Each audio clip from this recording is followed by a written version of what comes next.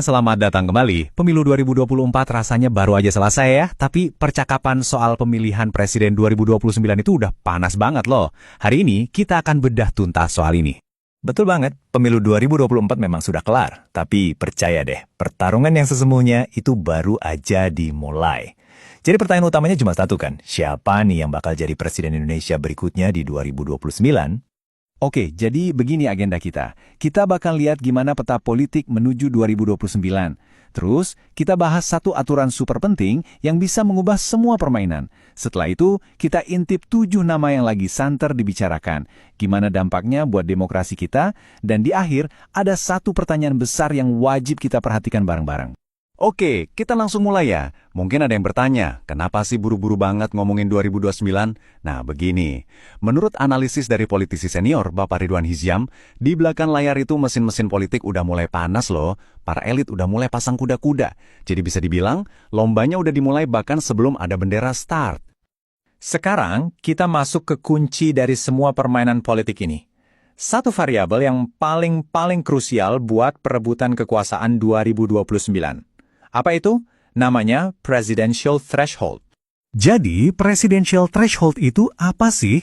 Gampangnya gini, ini tuh semacam tiket emas buat bisa ikut pilpres. Satu partai atau gabungan partai harus punya minimal 20% kursi di DPR. Kalau nggak nyampe angka itu, ya nggak bisa ngusung capres-cawapres. Simple kan?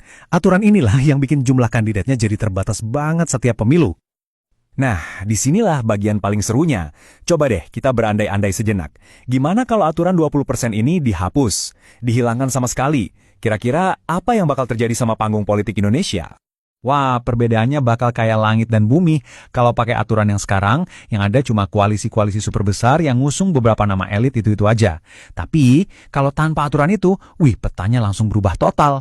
Bisa muncul banyak poros baru, kandidatnya jadi lebih banyak, dan yang paling penting, orang-orang di luar lingkaran elit pun punya kesempatan buat maju.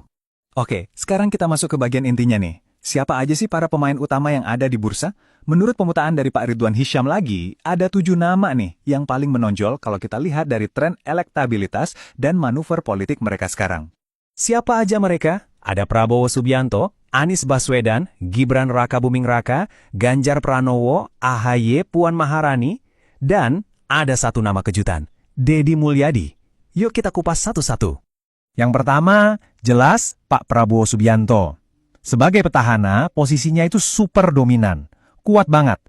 Beliau ini jadi pusat dari semua perhitungan politik menuju 2029. Nggak bisa dipungkiri. Lalu ada Anies Baswedan. Walaupun sekarang di luar pemerintahan, beliau ini tetap jadi kekuatan yang harus diperhitungkan. Kenapa? Karena basis pemilihnya itu solid dan loyal banget. Nggak goyah. Terus jangan sampai lupa juga sama Gibran Rakabuming Raka. Posisinya sebagai wapres sekarang ini jelas ngasih dia panggung yang strategis banget. Visibilitasnya tinggi, dan tentu dilihat sebagai calon penerus potensial. Selanjutnya, ada trio elit politik yang kita semua udah kenal lah ya. Ada Ganjar Pranowo, Agus Harimurti Yudhoyono alias AHY, dan Puan Maharani. Mereka ini kan representasi dari partai-partai besar, jadi nama mereka pasti akan selalu ada di setiap obrolan politik. Nah, ini dia nama yang paling bikin penasaran, Deddy Mulyadi. Menurut analisis, beliau ini muncul sebagai sebuah fenomena yang mengejutkan. Katanya, elektabilitasnya di beberapa survei itu meroket, apalagi di Jawa Barat. Ini nih yang bikin dia jadi kuda hitam yang serius, yang nggak bisa dianggap enteng. Oke, kita udah bahas para pemainnya. Sekarang coba kita mundur sedikit, lihat gambaran besarnya. Apa sih artinya semua ini buat demokrasi kita? Apalagi kalau skenario tanpa ambang batas tadi beneran terjadi. Pertanyaannya jadi makin menarik kan? Kalau gerbangnya dibuka lebar-lebar, kuda hitam yang sebenarnya itu siapa? Mungkin bukan cuma Deddy Mulyadi, atau salah satu dari 7 nama tadi. Bisa jadi, akan muncul nama-nama baru yang nggak kita duga sama sekali. Kalau kita lihat dari kacamata strategi, ini perubahannya bakal fundamental banget. Partai-partai yang tadinya cuma jadi pendukung, sekarang jadi punya power buat ngusung calonnya sendiri. Tokoh-tokoh non-elit jadi punya jalan. Artinya apa? Kompetisi politik jadi jauh lebih seru, lebih dinamis, dan nggak lagi terkunci sama aturan main koalisi gemuk. Nah, kita sudah hampir sampai di ujung pembahasan nih. Yuk, kita kerucutkan ke satu hal yang paling penting.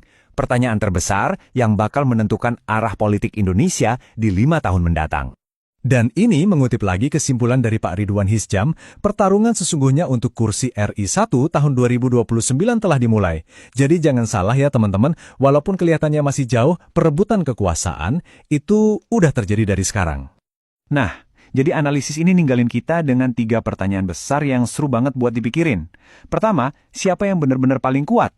Kedua, siapa yang perannya cuma bakal jadi kingmaker, alias penentu kemenangan? Dan yang terakhir, yang paling bikin penasaran, siapa kuda hitam sejati yang bakal muncul dan bikin kejutan?